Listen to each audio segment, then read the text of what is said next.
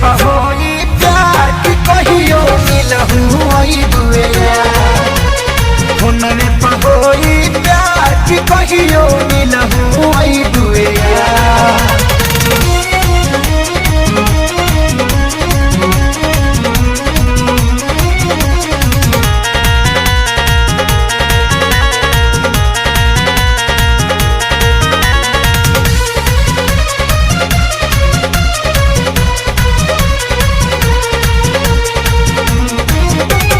लुका छुपी के हम बतियाई लागल बा घरवा के पहरा लागल बा घरवा के पहरा।